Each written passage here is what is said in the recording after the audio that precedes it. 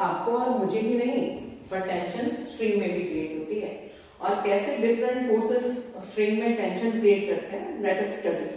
सी, अगर एक सपोर्ट है और सपोर्ट पर से स्ट्रिंग है, तो ऐसे केस में जहाँ पे सिर्फ मास हैंग है तो उस मास के वेट जितना टेंशन क्रिएट होता है, ठीक है। So T is equal to mg।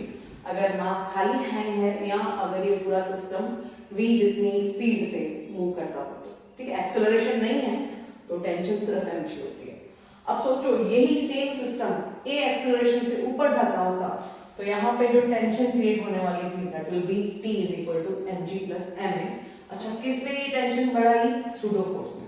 Pseudo force कब आता है? जब हमारा सिस्टम एक्सेलरेशन से मूव करता हो एंड ऑलवेज किस डायरेक्शन में वो टेंशन बढ़ाएगा? उल्टी then the motion of the system. Similarly third case में हमने पूरे सिस्टम को a जितना एक्सेलरेशन से नीचे आता हुआ दिखाया है, तो ऐसे केस में जो स्ट्रिंग में टेंशन आएगा that tension will be mg minus ma। Why downward direction, क्योंकि एक्सेलरेशन सिस्टम का नीचे है तो ma इस पे ऑब्जेक्ट पे उल्टी डायरेक्शन में मूव करेगा। सेम अगर ये वाला केस में इलेक्ट्रिक स्ट्रिंग है और वहां से मास हैंग करा हुआ है और वो ऑसिलेशन कर रहा है या सर्कुलर मोशन का कोई एक हिस्सा कर रहा है, ठीक है ना, this will be on arc. तो आपको पता है कि सर्कुलर मोशन होगा तो सूडो फोर्स आता है, तो सूडो फोर्स टेंशन में क्या हो जाएगा? ऐड हो जाएगा। एंड सूडो फोर्स का फॉर्मूला क्या होता है?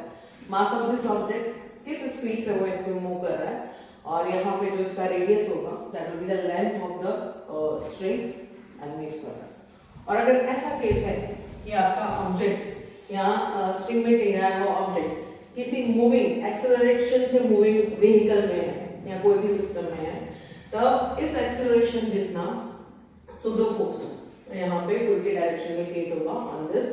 तो अब इस पे ma इस तरफ जाएगा, mg नीचे जाएगा, तो टोटल टेंशन विल बी क्या जाएगा? दोनों के स्क्वायर करके रूट वाला इक्वल करके टेंशन आएगा, ठीक है। एक्चुअली दो वेक्टर एडिशन हो जाएगी फोर्सेस की और 90 डिग्री है इसलिए थर्ड टर्म कैंसिल। सेम अगर ये चार्ज हो या कोई एनी अदर फोर्स हो जो इस डायरेक्शन में एक्ट कर रहा है तो यहाँ पे एक्सेलरेशन ऐसी आएगी, ठीक है। तो ये वाला फोर्स और ये वाला फोर्स जहाँ पे थीटा है, तो उस वक्त आप फोर्सेस का vector addition that is what? Force 1 का स्क्वायर प्लस फोर्स 2 का square plus 2 time force 1 force 2 cos of theta that is addition of factor से आप टेंशन ला सकते हो। सो अलग अलग तरीके अलग अलग कंडीशन पे क्या आती है? अलग अलग टेंशन क्रिएट होती है।